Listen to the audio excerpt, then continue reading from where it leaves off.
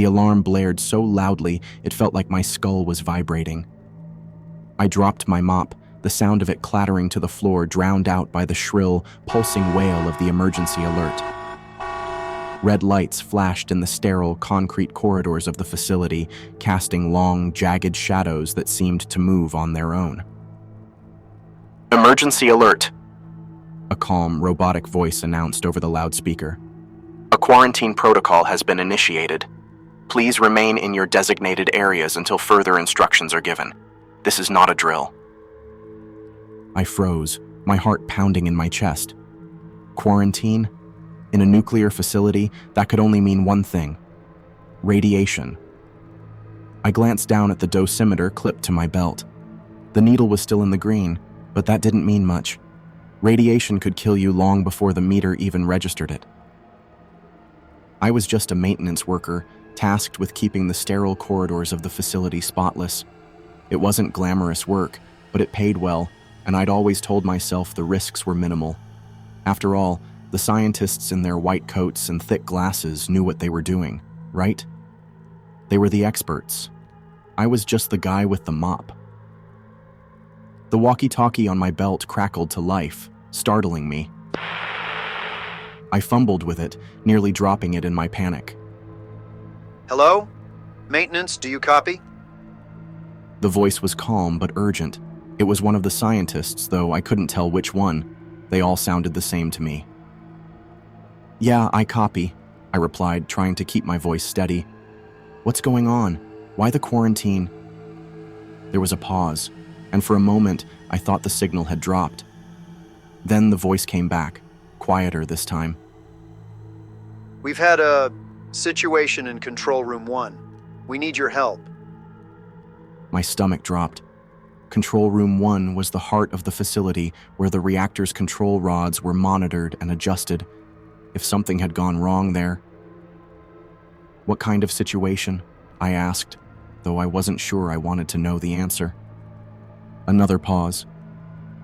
"Just get to Control Room 1 as fast as you can, and don't stop for anything." The walkie went silent, leaving me alone with the blaring alarm and the flashing red lights. I grabbed my mop and bucket, pushing them to the side of the corridor. Whatever was happening, I had a feeling I wouldn't be needing them anymore. The facility was a maze of identical corridors, all lit by the same harsh fluorescent lights. I pulled out the small notebook I kept in my fanny pack, flipping through the pages until I found the map I'd scribbled down during my first week on the job. Control Room 1 wasn't far, but every second felt like an eternity as I navigated the empty halls. The closer I got, the more the air seemed to change. It was colder, sharper, like the facility itself was holding its breath. The red lights flickered, casting the corridor in an eerie, pulsating glow. I could hear the faint hum of the reactor now, a low, steady thrum that seemed to vibrate through the floor and into my bones. Finally, I reached the door to Control Room 1. It was a heavy, reinforced door with a keypad next to it. I punched in the clearance code from my notebook, my fingers trembling as I entered the numbers. The door slid open with a hiss, revealing the dimly lit control room beyond. The room was empty. I stepped inside, my footsteps echoing in the silence. The control panels were a maze of levers, buttons, and blinking lights, all of them labeled with technical jargon I didn't understand. In the center of the room was a large green lever, its position marked by numbers from 1 to 5. It was currently set to 3. "Hello?" I called out, my voice barely above a whisper. There was no response. The walkie-talkie crackled again, making me jump. "Are you in the control room?" The scientist's voice asked. "Yeah, I'm here," I replied, trying to keep the panic out of my voice. "Where is everyone?" "We're downstairs by the reactor. The voice said, hesitating. We need you to lift the control rods to level 4. Just a small adjustment to stabilize the reaction." I stared at the green lever, my mind racing. I wasn't trained for this. I didn't know what lifting the control rods would do or why they needed me to do it. but the urgency in the scientist's voice left no room for argument. I reached out and gripped the lever, my palms slick with sweat. With a deep breath, I pulled it up to level 4. The room seemed to hold its breath for a moment, the hum of the reactor growing louder. Then, with a dull clunk, the lever clicked into place. "Done," I said into the walkie. There was no response. I waited, my heart pounding, but the walkie remained silent. The red lights continued to flash, the alarm still blaring, but now there was something else. A faint, rhythmic thudding, like footsteps, coming from somewhere deep within the facility. I turned to leave, but as I did, I caught a glimpse of something on the security monitor. The screen showed a dimly lit corridor, and in the center of it was a figure. It was hunched over, its movements jerky and unnatural. I leaned closer, squinting at the screen. The figure turned, and I saw its face. It wasn't human. The figure on the security monitor was grotesque. Its skin was pale and mottled, stretched thin over a skeletal frame. Its eyes were sunken, glowing faintly in the dim light, and its mouth hung open in a silent scream.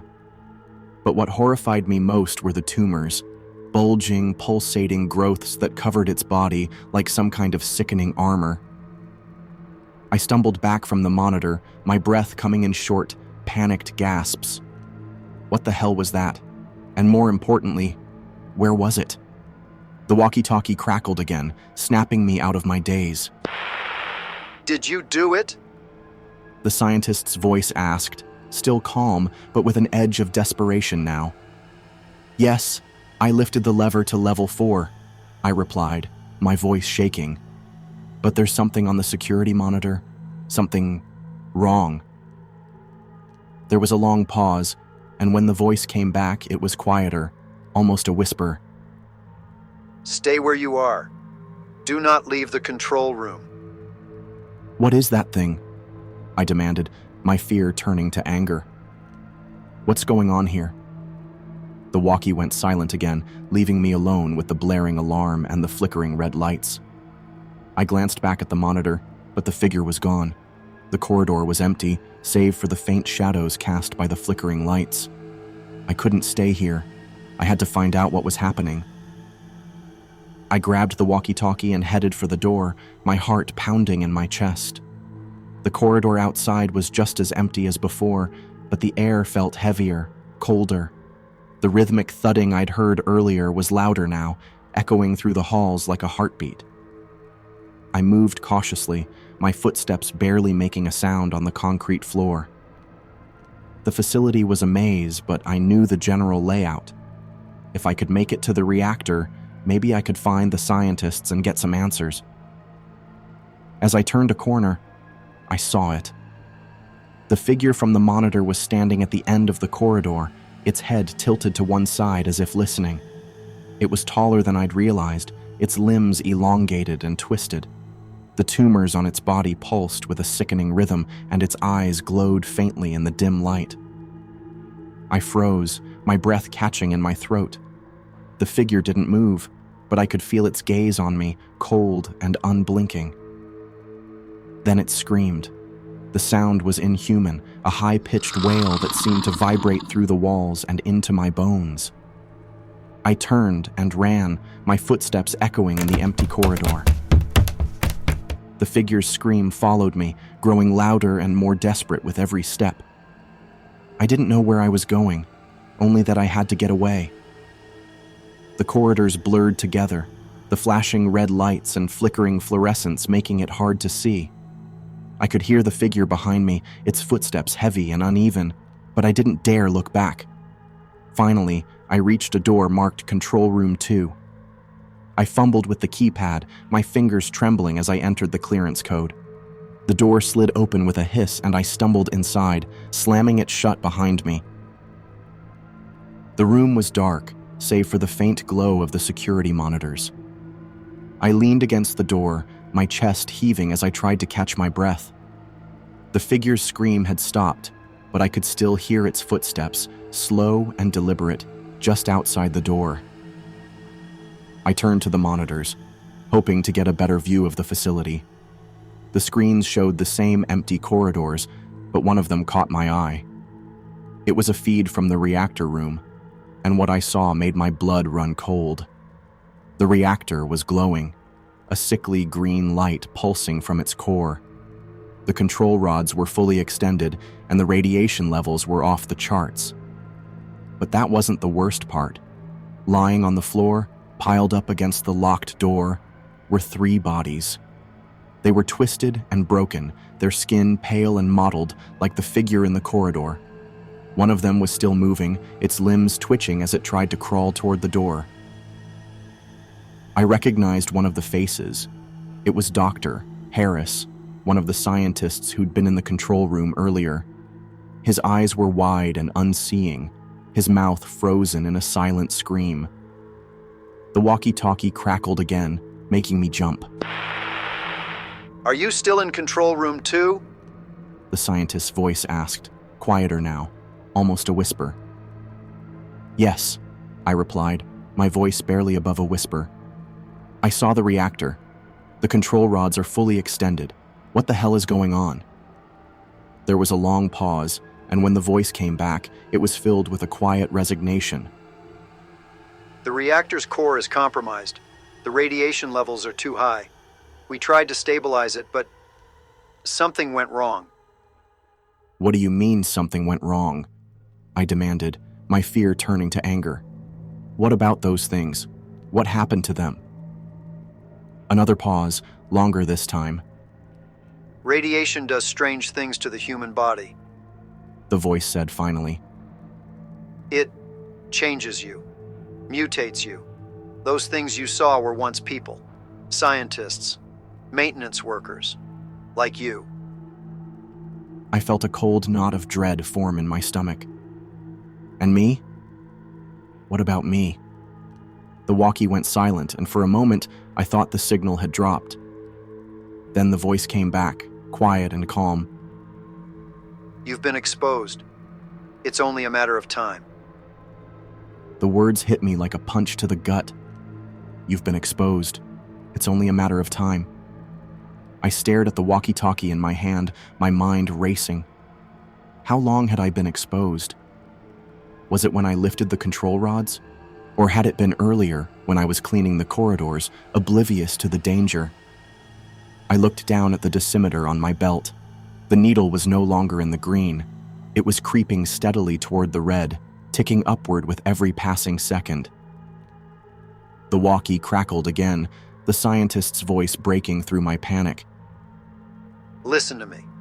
You need to stay calm. The radiation, it affects your mind as much as your body.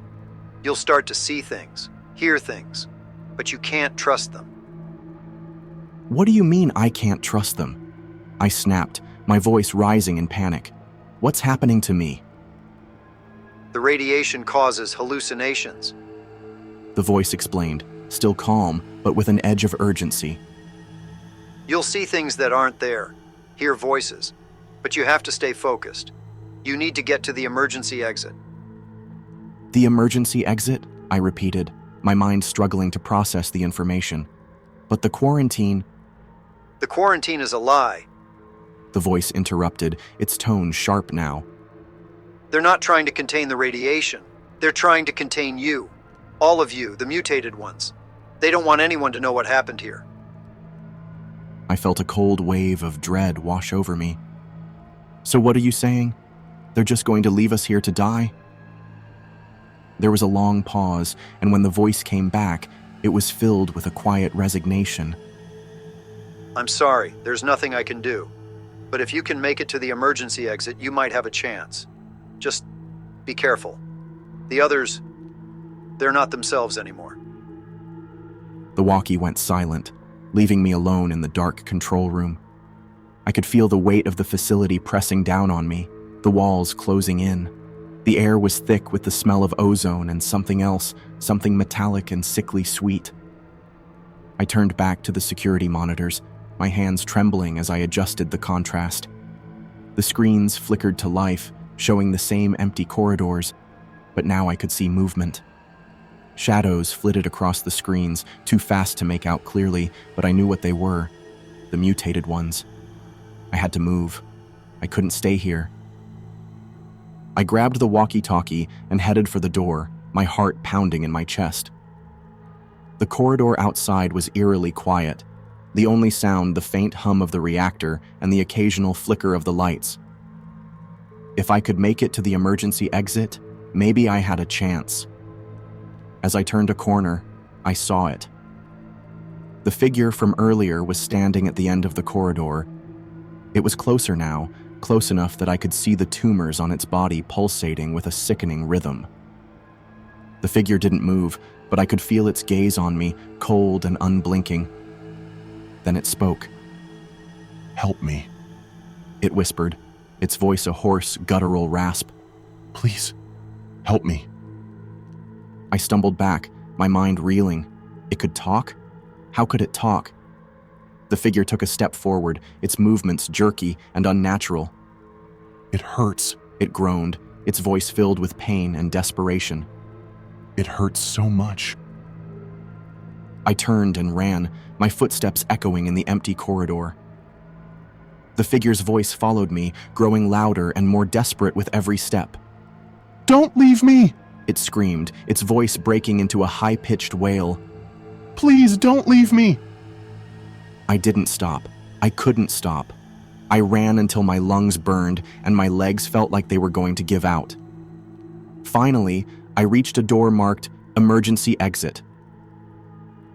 The room was small and dimly lit, with a single monitor on the wall. The screen showed a live feed of the facility's exterior, where a group of soldiers in hazmat suits stood guard. I grabbed the walkie-talkie, my hands shaking as I pressed the button. "I'm at the emergency exit," I said, my voice barely above a whisper. "What now?" There was no response. I tried again, my voice rising in panic. "Hello? Can anyone hear me?" Still nothing. I turned back to the monitor, my heart sinking as I realized the truth. The soldiers weren't here to rescue me. They were here to make sure no one got out.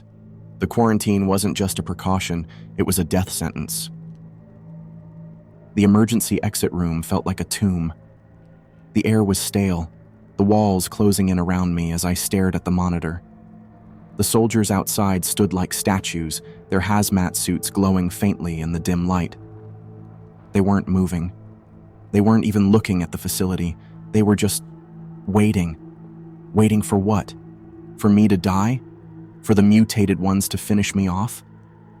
I turned away from the monitor, my mind racing. I couldn't stay here. The mutated ones were still out there, and if they found me... The door behind me shuddered, the sound of metal scraping against metal making my blood run cold. I spun around, my heart pounding in my chest. The door was reinforced, but it wouldn't hold forever. "Help me," a voice whispered from the other side, hoarse and guttural. "Please, help me." I backed away, my eyes fixed on the door. The handle rattled, the sound growing louder with every passing second. "It hurts," the voice groaned, filled with pain and desperation. "It hurts so much." I grabbed the walkie-talkie, my hands trembling as I pressed the button. "Please, someone, answer me!" I begged, my voice breaking. "I'm at the emergency exit. They're coming for me!" There was no response. The door shuddered again, the sound of metal bending and twisting filling the room. I could hear the mutated ones on the other side, their voices a cacophony of screams and groans. "Don't leave me," one of them wailed, its voice breaking into a high-pitched screech. "Please don't leave me." I turned back to the monitor, my mind racing. The soldiers were still there, still waiting. They weren't going to help me. No one was. I was on my own. The door burst open with a deafening crash, the sound of metal hitting concrete echoing through the room. I spun around, my heart pounding in my chest as the mutated ones poured in. There were 3 of them, their bodies twisted and broken, their skin pale and mottled. Their eyes glowed faintly in the dim light, and their mouths hung open in silent screams. The tumors on their bodies pulsed with a sickening rhythm, and their movements were jerky and unnatural. I backed away, my hands trembling as I reached for anything I could use as a weapon. The room was empty, save for the monitor and the walkie-talkie in my hand. "Stay back," I shouted, my voice shaking with fear. "Don't come any closer." The mutated ones didn't listen. They moved toward me, their movements slow and deliberate, their eyes fixed on me with a cold, unblinking gaze. Help me. One of them whispered, its voice filled with pain and desperation. I stumbled back, my mind reeling. They were still human, somewhere deep inside. They were in pain, and they were begging for help, but there was nothing I could do. The first one lunged at me, its movements fast and erratic. I dodged to the side, my heart pounding in my chest as I scrambled to get away. The second one grabbed my arm, its grip like a vice, and I screamed, the sound echoing through the room. I swung the walkie-talkie at its head, the impact sending it stumbling back. The third one was on me in an instant, its hands clawing at my face, its breath hot and rancid. I fought back, my mind screaming at me to run, to get away, but there was nowhere to go. The room was small, and the mutated ones were everywhere. Finally, I managed to break free, my chest heaving as I backed away. The mutated ones were still coming, their movements slow and deliberate, their eyes fixed on me with a cold, unblinking gaze. I turned to the monitor, my mind racing. The soldiers were still there, still waiting. The mutated ones lunged at me again, their movements fast and erratic. I dodged to the side, my heart pounding in my chest as I scrambled to get away, and then I saw it. A small red button on the wall labeled Emergency Override. I didn't know what it did, but I didn't care. I slammed my hand down on the button, the sound of a siren filling the room. The mutated ones froze, their heads snapping toward the sound. The door to the emergency exit slid open with a hiss, the sound of the alarm echoing through the facility. I didn't hesitate. I ran, my heart pounding in my chest as I sprinted toward the exit. The mutated ones were close behind, their screams filling the air as they chased after me. I burst through the door, the cold night air hitting me like a wall. The soldiers were there, their guns raised, their faces hidden behind their hazmat suits. "Stop!" one of them shouted, his voice muffled by the mask. "Don't move!" I froze, my hands raised in the air. The mutated ones were close behind, their screams filling the air as they burst through the door. The soldiers opened fire, the sound of gunfire echoing through the night. The mutated ones fell, their bodies twitching as they hit the ground. I stood there, my chest heaving, my mind reeling. It was over, or so I thought. The gunfire stopped, and the night fell silent. The mutated ones lay motionless on the ground, their bodies twisted and broken. The soldiers lowered their weapons, their faces still hidden behind their hazmat suits. I stood there, my hands still raised, my chest heaving as I tried to catch my breath. The cold night air bit at my skin, but I barely felt it. My mind was racing, trying to process what had just happened. One of the soldiers stepped forward, his gun still trained on me. "Are you clean?" he asked, his voice muffled by the mask. "Clean?" I repeated, my voice shaking. "What do you mean?" "Radiation levels," he said, his tone cold and clinical. "Are you clean?" I looked down at the dosimeter on my belt. The needle was deep in the red, ticking steadily upward. "No," I said, my voice barely above a whisper. "I'm not clean."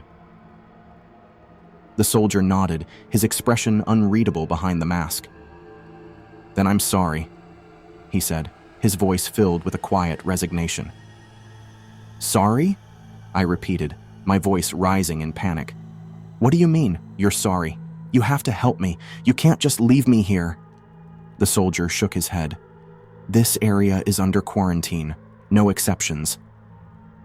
I felt a cold wave of dread wash over me. "But I'm not one of them," I shouted, my voice breaking. "I'm still human." The soldier didn't respond. He just stood there, his gun trained on me, his expression unreadable. I turned to the other soldiers, my mind racing. "Please," I begged, my voice shaking. "You can't do this. You can't just leave me here to die." One of the soldiers stepped forward, his voice calm but firm. "It's not just about you," he said. "If we let you out, you could spread the radiation. You could infect others. We can't take that risk." I felt a cold knot of dread form in my stomach. "So what are you going to do? Shoot me?" The soldier shook his head. "No," he said quietly. "We don't have to." I didn't understand what he meant at first, but then I felt it. A sharp pain in my chest, like a knife twisting in my heart. I gasped, my hands clutching at my chest as I fell to my knees. The pain spread through my body, burning and searing like my blood was on fire. I looked down at my hands, my breath coming in short, panicked gasps. My skin was pale and mottled, the veins standing out in stark relief. The tumors were already forming, small at first, but growing larger with every passing second. "No," I whispered, my voice filled with horror. "No, no, no." The soldiers watched in silence as I writhed on the ground, the pain growing worse with every passing second. I could feel the radiation coursing through my veins, changing me, mutating me. "Please," I begged, my voice barely above a whisper. "Please don't let this happen." The soldier who had spoken earlier knelt down beside me, his voice calm but filled with pity. "I'm sorry," he said quietly, "but there's nothing we can do." I wanted to scream, to fight, to do something, but I couldn't. The pain was too much. My body was no longer my own. The last thing I saw before the darkness took me was the soldiers turning away, their faces hidden behind their masks. They didn't look back. And then everything went black.